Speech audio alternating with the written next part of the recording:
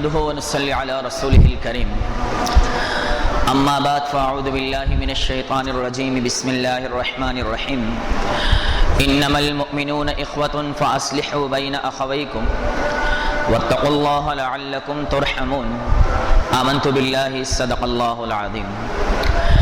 میرے قابل صد احترام محترم عزیز و دوستوں اور بزرگوں، دین اسلام عالمی دین ہے اور دین اسلام دین فطرت بھی ہے۔ ہر زمانے اور ہر دور میں دین اسلام انسان کو بہترین زندگی گزارنے کا سبق دیتا ہے۔ اسی شریعت اسلامی نے مجھے اور آپ کو ایک سبق پڑھایا ہے، اور وہ سبق یہ ہے کہ انما المؤمنون اخوۃ، کہ سارے کے سارے ایمان والے جو ہیں وہ آپس میں بھائی بھائی ہیں۔ ایک تو بھائی بھائی کا رشتہ ہوتا ہے خون کے رشتے سے، کہ ماں باپ ایک ہیں اس لیے یہ دونوں آپس میں بھائی بھائی ہیں، اور ایک بھائی بھائی کا رشتہ ہوتا ہے ایمان کے رشتے سے، کہ یہ اللہ کے ماننے والے نبی کے چاہنے والے ہیں، اس رشتے سے بھی یہ آپس میں بھائی بھائی ہی شمار کیے جاتے ہیں۔ اور وہ رشتہ وہ ہے جو ماں باپ نے بتایا کہ بیٹا یہ تیرا بھائی ہے، یہ رشتہ یہ ہے جو رب کائنات نے بتایا کہ انما المؤمنون اخوۃ، کے سارے ایمان والے آپس میں ایک دوسرے کے بھائی ہیں۔ میرے محترم عزیزوں، شریعت اسلامی نے اس بھائی چارے کو قائم رکھنے کے لیے 3 سنہرے اصول بیان کیے ہیں۔ پہلی بات تو یہ ارشاد فرمائی کہ وَلَا تُسَعِّرْ خَدَّكَ لِلنَّاسِ، فرمایا کہ کسی سے بھی ملو تو کھلے چہرے کے ساتھ ملا کرو۔ دوسرے نمبر پہ فرمایا وَقُولُوا لِلنَّاسِ حُسْنًا، کسی سے بات کرو تو اچھے طریقے سے کیا کرو۔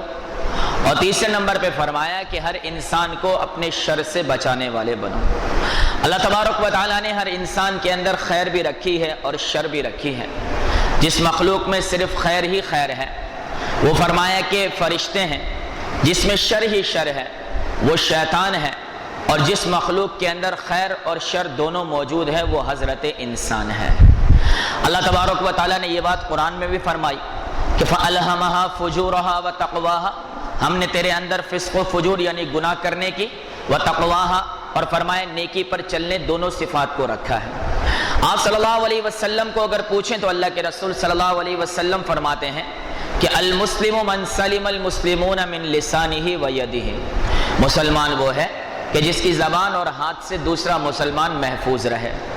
میرے دوستوں اور بزرگوں، انسان کسی کو بھی کوئی تکلیف دیتا ہے تو یا تو اپنے قول سے دیتا ہے، اپنی بات سے، یا اپنے فعل سے دیتا ہے، اپنے عمل سے۔ لیکن یہاں ایک بات بڑی عجیب ہے کہ سرکار دو عالم صلی اللہ علیہ وسلم نے فرمایا کہ المسلم من سلم المسلمون من لسانہ ویدہ، یہاں زبان کا تذکرہ پہلے کیا گیا اور ہاتھ کا تذکرہ بعد میں کیا گیا۔ اس میں محدثین نے عدام نے بڑے عجیب نقطے لکھے ہیں۔ پہلی بات تو یہ فرمائی کہ بھئی ہاتھ سے تکلیف پہنچانے کے لیے آدمی کا بڑا ہونا بھی ضروری ہے اور طاقتور ہونا بھی ضروری ہے، جبکہ زبان سے تکلیف تو چھوٹا بڑے کو بھی تکلیف پہنچا دیتا ہے، کمزور طاقتور کو کوئی ایسی بات کر دیتا ہے جس سے اسے تکلیف ہو جاتی ہے۔ دوسری بات یہ لکھی گئی ہے کہ ہاتھ سے تکلیف پہنچانے کے لیے انسان کا قریب ہونا ضروری ہے، جبکہ زبان سے تو دور سے بھی انسان کو تکلیف پہنچ جاتی ہے۔ ایک آدمی کراچی میں بیٹھ کر کوئی ایسی بات کرتا ہے کہ حیدرآباد، سکھر، لاہور یا فرمایا پشاور تک بیٹھے ہوئے یا دوسرے ملک میں بیٹھے ہوئے آدمی کو جب بات پتہ لگتی ہے تو اسے بھی تکلیف ہو جاتی ہے۔ اور تیسری بات یہ میرے دوستوں کہ آدمی جب کسی کو ہاتھ سے تکلیف پہنچاتا ہے تو ظاہری اعضاء دکھتے ہیں، ظاہری اعضاء میں تکلیف ہوتی ہے، لیکن انسان جب کسی کو زبان سے تکلیف پہنچاتا ہے اس سے انسان کے دل پر ٹھیس پہنچتی ہے۔ اس لیے مشائخ نے فرمایا کہ جراح السنان لها التیام ولا یلتام ما جرح اللسان، کہ تلوار کے جو گھاؤ ہیں، جو زخم ہیں وہ تو بھر جاتے ہیں، لیکن زبان کے زخم جو ہے وہ بھرا نہیں کرتے ہیں، وہ ہمیشہ ہرے ہی ہرے رہ کے جاتے ہیں۔ اس لیے میرے دوستوں اور بزرگوں، نبی کریم صلی اللہ علیہ وآلہ وسلم نے فرمایا کہ تم اپنی زبان اور ہاتھ دونوں سے مسلمان کو محفوظ رکھو۔ اور آپ صلی اللہ علیہ وسلم نے صرف فرمایا نہیں بلکہ عملی طور پر اس کا مظاہرہ بھی کر کے دکھایا۔ امی عائشہ رضی اللہ تعالی عنہ فرماتی ہیں کہ ایک شب میں اپنے حجرہ مبارک میں سوئی ہوئی تھی کہ مجھے کسی کے چلنے کی آہٹ محسوس ہوئی۔ جب میں نے آنکھ کھولی تو سرکار دو عالم صلی اللہ علیہ وسلم نرم نرم قدموں کے ساتھ جو ہے وہ فرمایا حجرہ مبارک میں چل رہے تھے۔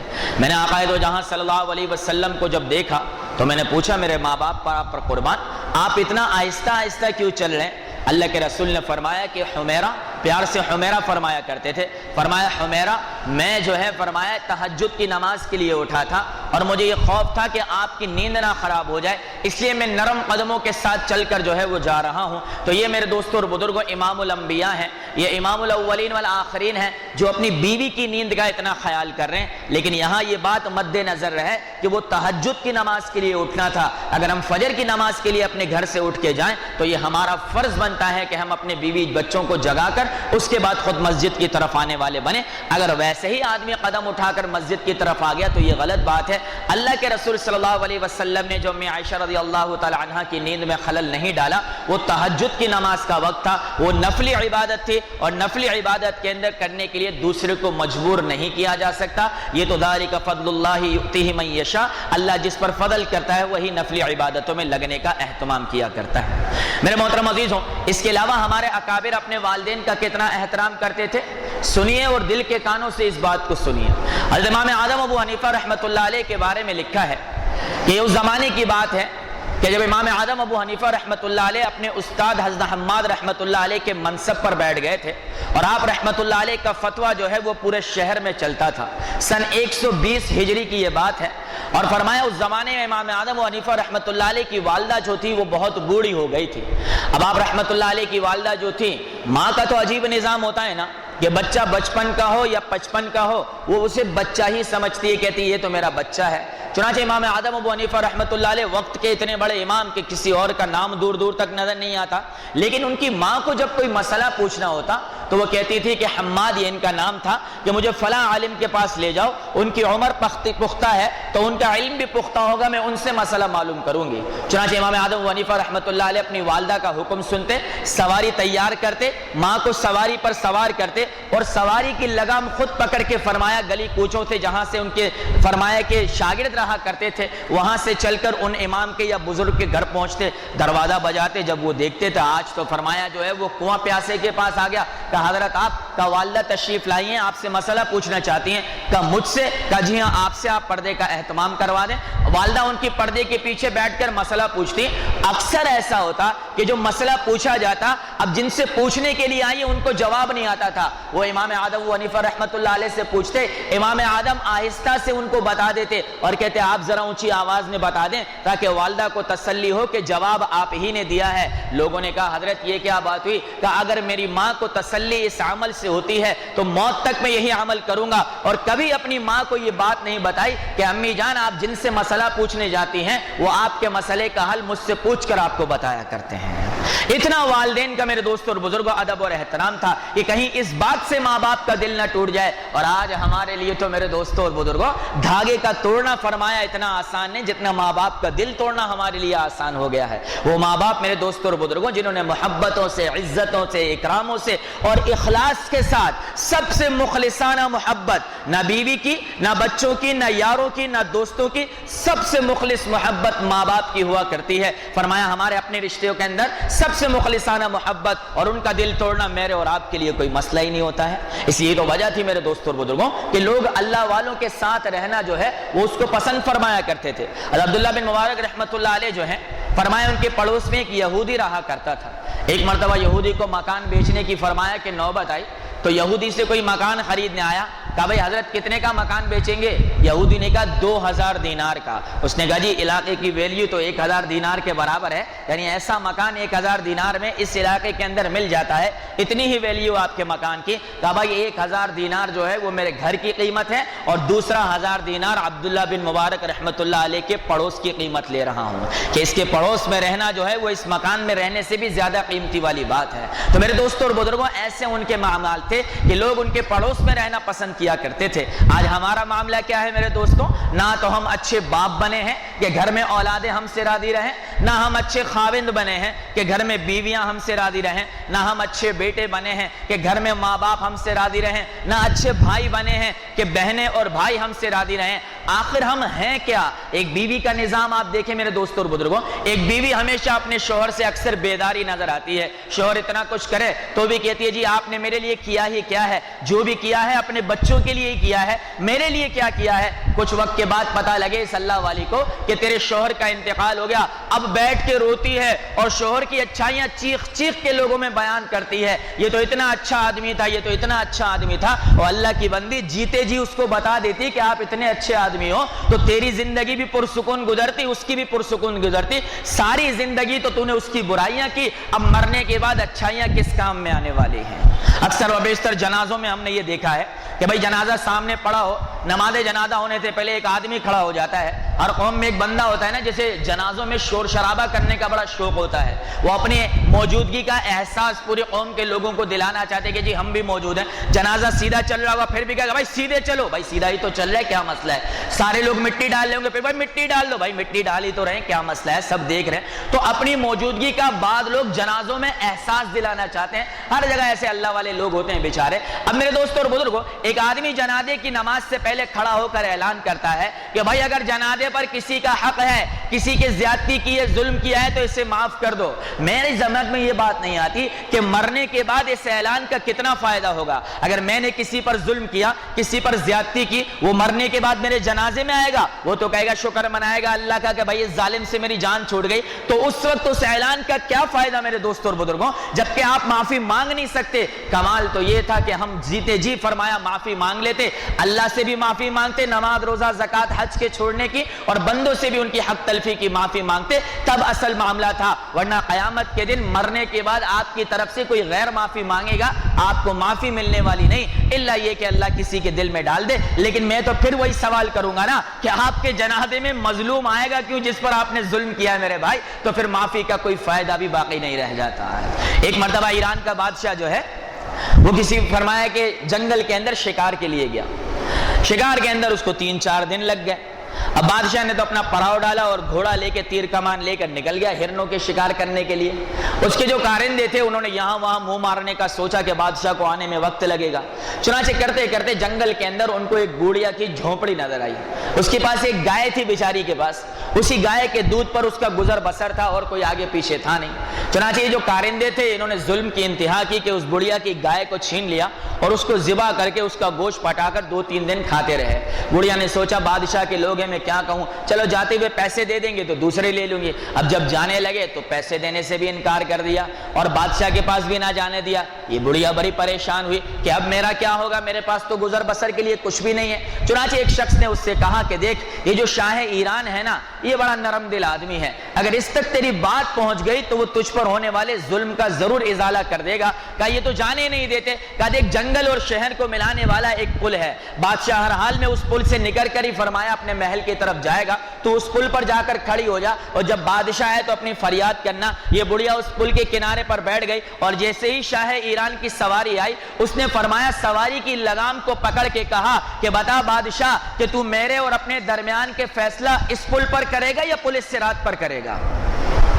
میرے اور تیرے درمیان جو معاملہ ہے اس کا فیصلہ اس پل پر کرنا ہے یا پل صراط پر کرنا ہے؟ بادشاہ تو نرم دل آدمی تھا، اتر کر معافی مانگی، کہا اماں جان جو معاملہ ہے یہی نمٹا دو، پل صراط پر تو نہ بادشاہت ہوگی، نہ مال ہوگی، نہ آل، نہ اولاد، نہ عزت، نہ جاں، وہاں تیرا حساب کیسے کروں گا؟ تو کہا مجھ پر اس طرح تیرے کاندروں نے ظلم کر کے جو ہے میری گائے کو کھا لیا، مجھے اس کا بدلہ چاہیے۔ بادشاہ نے معذرت کی بھی اور بدلہ بھی واپس دے دیا۔ تو یہی معاملہ میرا اور آپ کا ہے میرے بھائی کہ مرنے کے بعد ہماری طرف سے بیٹوں نے، بیٹیوں نے، بیویوں نے معافیا مانگ بھی لی۔ اب معاف کرنے والے پر بات ہے دل سے کرے نہ کرے، شرمندگی کی وجہ سے بعض اوقات ظاہر میں معاف کر دیا جاتا ہے۔ ایک شریعت کا مسئلہ بتا رہا ہوں، جیسے کہ مثال کے طور پر ایک آدمی کی شادی ہوئی، بیان سے تھوڑا سا ہٹ رہا ہوں، ایک آدمی کی شادی ہوئی، اب شادی کے پہلے دن اپنی بیوی سے حق مہر معاف کرواتا ہے۔ علماء فرماتے ہیں کہ شادی کے پہلے دن اگر بیوی حق مہر معاف کر دے وہ حق مہر معاف نہیں ہوتا، کیونکہ وہ تو شرمندگی کی وجہ سے معاف کرتی ہے، وہ حق مہر معاف نہیں ہوتا۔ ہاں شادی گزرنے کے بعد جب بے تکلفی بڑھ جائے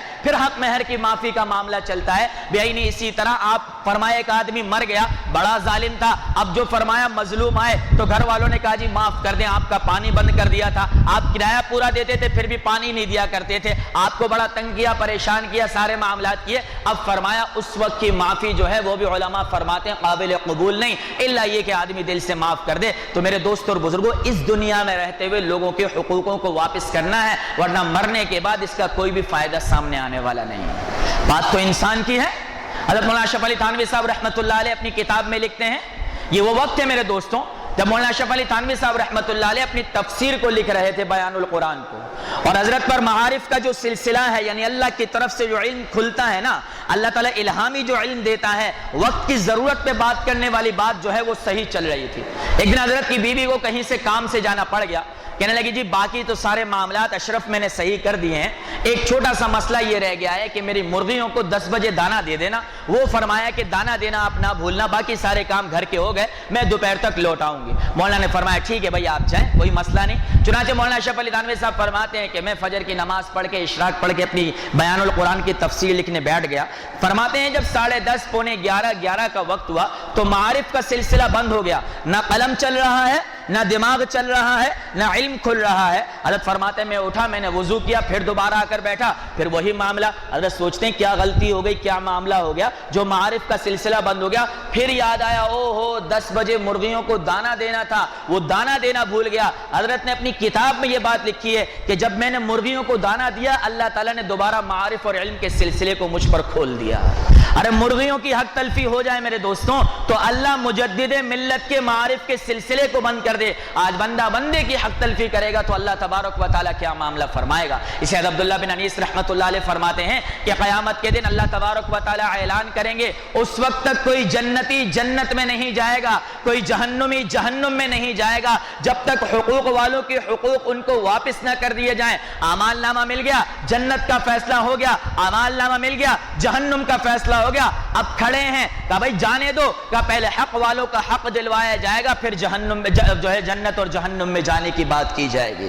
اور میرے دوستو ایک مرتبہ بنی اسرائیل پر قحط آیا، اور ایسا قحط آیا کہ وہ کوڑا تک کھانے پر فرمایا مجبور ہو گئے، مرداروں کو کھانے لگے، رو رو کر اللہ سے گڑ گڑا کر دعائیں کی، لیکن اللہ نے ان کی دعا ایک بھی نہ سنی۔ حضرت موسیٰ علیہ السلام نے اللہ سے کلام فرمایا کہ کچھ رحم کر میرے مولا۔ حضرت اللہ تبارک و تعالیٰ نے فرمایا اے موسیٰ اگر یہ رو رو کر بھوسا بھی بن جائیں تو بھی میں ان پر رحم نہیں کروں گا جب تک یہ حق والوں کا حق واپس دینے والے نہ بن جائیں۔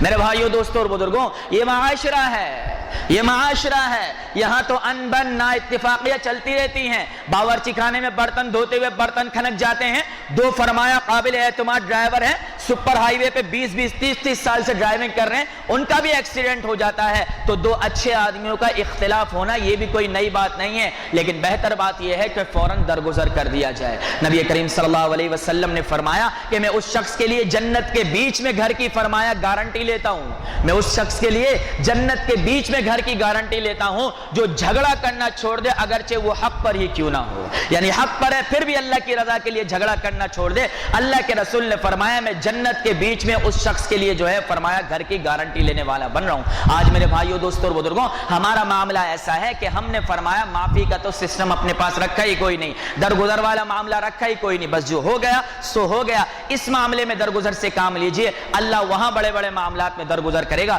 اس لیے نبی کریم صلی اللہ علیہ وسلم نے فرمایا کہ جو فرمایا لوگوں کے ساتھ خیر خواہی کا معاملہ کرے گا اللہ تعالیٰ اس کے ساتھ خیر خواہی والا معاملہ کرے گا۔ اور عجیب آگے اللہ کی قرآن کی آیت بیان فرمائی، فرمایا وَأَمَّا مَا يَنْفَعُ النَّاسُ فَيَمْكُثُ فِي الْأَرْضِ، جو لوگوں کو نفع پہنچائے گا اللہ اس کے قدم زمین پر جما دے گا، یعنی کہ اللہ تعالیٰ اس کی روزی میں برکت پیدا فرما دے گا۔ ہمارے میں کہاوت مشہور ہے نا کہ بھئی میں اپنے پیروں پہ کھڑا ہو جاؤں پھر شادی کروں گا، پیروں پہ کھڑا ہو جاؤں پھر کوئی بات کروں گا۔ اللہ یہی فرما رہا ہے وَأَمَّا مَا يَنْفَعُ النَّاسِ، جو اپنی فرمایا مال سے، اپنی ذات سے، اپنے علم سے، اپنی خیر خواہی سے لوگوں کو فائدہ پہنچائے گا، اللہ تعالیٰ زمین میں اس کے قدموں کو جما دے گا، یعنی اس کی روزی کے اندر برکت پیدا فرما دے گا۔ تو اگر روزی کی برکت مطلوب ہے میرے دوستوں اور بزرگوں تو پھر فرمایا کہ لوگوں کے ساتھ خیر خواہی والے معاملے کو اپنا نصب العین بنا دیجئے، اس کے ساتھ معاملات بننے والے بن جائیں گے۔ اور فائدہ کیا ہوگا؟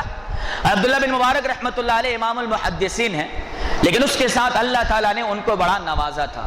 تھے تو وقت کے بہت بڑے امام محدث تھے، لیکن اللہ تبارک و تعالیٰ نے ان کو دنیاوی جاہ بھی بڑی عطا فرمائی تھی، دنیاوی مال بھی بڑا عطا فرمایا تھا۔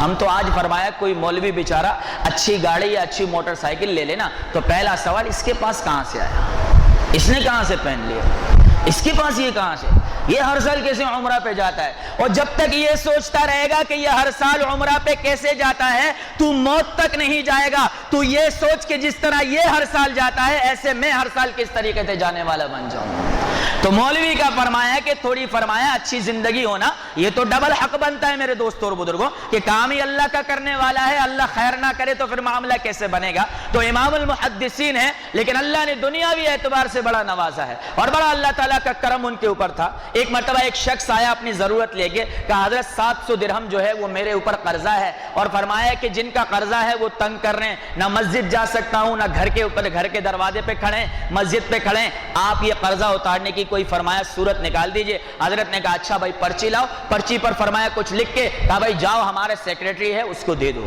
اب سیکریٹری کے پاس وہ پرچی لے کر گیا، سیکریٹری نے پرچی پڑھی، اس کی شکل دیکھی، کہا بھائی کیا بات ہے، اتنی بڑی اماؤنٹ کی ضرورت کیا پڑ گئی؟ کہا بس جی کیا کریں، 700 درہم کا قرضہ ہے، قرضدار پریشان کر رہا ہے۔ سیکریٹری نے کہا بھائی کتنا ہے؟ کہا 700 درہم کا۔ اچھا 700 درہم ہے؟ حضرت نے تو 7000 لکھ دیا۔ لگ رہا ہے ایک نقطہ بڑھ گیا، بعد اوقات سیکریٹری 1.5 ہوشیار زیادہ بنتے ہیں نا۔ اب وہ عبداللہ بن مبارک رحمۃ اللہ علیہ کے پاس آیا، کہا حضرت ان کی 700 روپے کی ضرورت ہے، آپ نے غلطی سے 7000 روپے لکھ دیا۔ اچھا حضرت نے فرمایا 7000 لکھ دیا، پرچی لی، 7000 کو کاٹ کے 14000 لکھ دیا۔ اب تو یہ سیکریٹری اور پریشان، کہا بھائی جاؤ جا کر پیسے دے دو۔ اب جب وہ گیا اور فرمایا سیکریٹری نے اس کو 14000 دیے، اس نے کہا میری ضرورت 700 کی ہے، کہا پتہ نہیں، کہا بھائی 7000 لکھا تھا، کہا پتہ نہیں 14000 لکھ کر دے دیا۔ یہ دیا، سیکریٹری نے کہا حضرت خیریت تو ہے، ضرورت اتنی کم اور آپ نے 19% اس کو زیادہ دے دیا، 19% اس کو زیادہ دے دیا، یعنی 700 کی جگہ 14000 روپیہ دے دیا۔ حضرت نے فرمایا میں نے نبی کریم صلی اللہ علیہ وسلم کا یہ فرمان پڑھا ہے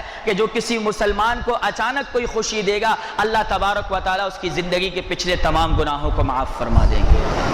بعض اوقات میرے دوستوں لوگوں کو ہم سے امیدیں لگی ہوتی ہیں، اللہ نے ہمیں نوازا ہوتا ہے، مانگنے والا سوچتا ہے یار 150 تو مل ہی جائے گا، ارے اگر آپ نے 500 کا نکال کر دے دیا، اس کے چہرے کی جو خوشی ہے وہ زندگی کے سارے گناہوں کا کفارہ بننے والی بن جائے گی۔ اس لیے کوشش کریں میرے دوستوں اور بزرگوں کہ بعض اوقات انسان اپنی ذات سے یہ کوشش کرے کہ سامنے والے کو اس کی ضرورت سے زیادہ خوشی دینے والا بن جاؤں۔ یہ اللہ کو بھی محبوب ہے، اللہ کے نبی کو بھی محبوب ہے۔ سیدھی سی مثال ہے میرے دوستوں اور بزرگوں، ایک آدمی فصل اگاتا ہے، فصل کے اندر وہ کھاد کے ساتھ گوبر بھی ملاتا ہے، اب یہ گوبر کھاد کے ساتھ ملتا ہے، ساتھ والی فصل کو فائدہ پہنچاتا ہے۔ ذرا سوچئے، گوبر جو کہ نجس ہے، ناپاک ہے، دیکھتے ہی گھن آتی ہے، حقارت سے دیکھتے ہیں، نفرت کرتے ہیں، 5 خرابیاں لیے ہوئے یہ گوبر، لیکن ساتھ والی فصل کو فائدہ پہنچا رہے۔ ارے اگر ہم انسان بلکہ ایمان والے ہو کر اگر دوسرے مسلمانوں کو فائدہ نہ پہنچائیں تو اللہ کی نظر میں تو ہم اس گوبر سے بھی زیادہ گئے گزرے بن جاتے ہیں۔ اسے زندگی کا اصول ہے میرے دوستوں اور بزرگوں، اگر کسی کو دعا نہ دے سکے تو گالیاں دینے کا اللہ نے اختیار نہیں دیا، کسی کو نفع نہ پہنچا سکیں تو نقصان پہنچانے کا بھی اللہ نے اختیار نہیں دیا، کسی کی بھلائی نہ کر سکیں تو برائی دینے کا بھی اللہ نے اختیار نہیں دیا۔ مسلمان ہیں، المسلم من سلم المسلمون من لسانه ويده، مسلمان کی زبان اور ہاتھ سے دوسرا محفوظ رہے۔ ہم رحمت بننے کی کوشش کریں، اگر نہیں بن سکتے، ایسی صفات نہیں ہے، ایسی اوقات نہیں ہے، ایسی حیثیت نہیں ہے، ایسی چاہت بھی نہیں ہے میں کسی کی اچھائی کروں، بھائی مجھے کیا، تو فرمایا زحمت بننے کی بھی کوشش نہ کریں۔ اکثر و بیشتر عورتوں کو دیکھا ہے کہ جب ان کی آپس میں لڑائی ہوتی ہے تو لڑائی کے بعد جب دوسری پوچھتی ہے تو وہ کہتی ہے کہ میں نے تو ایسی بات اس کو کہی کہ اس کو آگ لگ گئی ہوگی، اس کا تن بدن جل جائے گا، میں نے اس کو ایسی بات کی۔ اور اللہ کی بندی، تیری زبان سے نکلے ہوئے جن الفاظوں سے اس کا تن بدن جل گیا، ان الفاظوں کی وجہ سے قیامت کے دن اللہ تیرے تن بدن کو جہنم کی آگ میں جلا دے گا۔ اس لیے میرے بھائیوں، دوستوں اور بزرگوں، اللہ کے رسول صلی اللہ علیہ وسلم نے فرمایا کہ مسلمان وہ ہے جس کی زبان اور ہاتھ سے دوسرا مسلمان محفوظ رہے۔ بہتر یہ ہوگا کہ ہم اپنے کام سے کام رکھنے والے بن جائیں، نہ دوسرے کے معاملات میں پڑیں۔ قرآن عظیم الشان نے 3 باتیں سمجھائیں۔ پہلی بات یہ ارشاد فرما دی کہ فرمایا کہ ان بعد الظن اثم ولا تجسسوا، بدگمانی نہ کرو کسی سے بھی بدگمانی نہ کرو، کسی کی ٹوہ میں نہ لگو۔ جب بدگمانی ہوتی ہے، یہ کیسے آیا، کہاں سے آیا، کیوں آیا، کس طریقے سے آیا، بدگمانی جو ہے وہ تجسس پیدا کر دیتی ہے، آدمی پیچھے پڑتا ہے، اور تجسس جو ہے وہ غیبت میں ڈال دیتا ہے، اور غیبت انسان کو برباد کر دیتی ہے۔ اس لیے فرمایا انسان اپنی ذات کو دیکھ کر چلے۔ تو کسی اللہ والے نے کہا، اس شعر کے ساتھ بیان ختم کروں گا، کہ نہ تھی حال کی جب ہمیں اپنی خبر، نہ تھی حال کی جب ہمیں اپنی خبر، لگے رہے دیکھنے دوسروں کے عیب و ہنر، پڑی جو اپنے حال پہ خبر تو جہاں میں کوئی بھی برا نہ رہا۔ اس لیے ہمیں کوشش یہ کرنی چاہیے، ہم خود گندے ہیں میرے دوستوں، ہم خود غلیظ ہیں، اپنی ذات کو پاک کرنے کی کوشش کریں ہم، اور اللہ تعالیٰ سے اپنے گناہوں پر معافی مانگے، اللہ حالات اور معاملات خود بنا دے گا۔ دو باتیں آج کے بیان کے اندر، ویسا تو پورا بیان پلے باندھ لے میرے بھائی، لیکن دو باتیں ضرور پلے باندھ دیجیے گا۔ ایک وَأَمَّا مَا يَنْفَعُ النَّاسُ فَيَمْكُثُ فِي الْأَرْضِ، کہ جو انسان دوسرے انسانوں کو فائدے دے گا اللہ زمین میں قدم جما دے گا، اور دوسرے نمبر پہ فرمایا کہ کوئی جنتی جنت میں اور جہنمی جہنم میں نہیں جائے گا جب تک کہ حقوق والوں کے حقوق ان کو واپس نہ کر دیے جائیں۔ اللہ تعالی ہم سب کو اپنی معاشرت کو بہتر بنانے کی توفیق عطا فرمائے۔ وآخر دعوانا ان الحمد للہ رب العالمین۔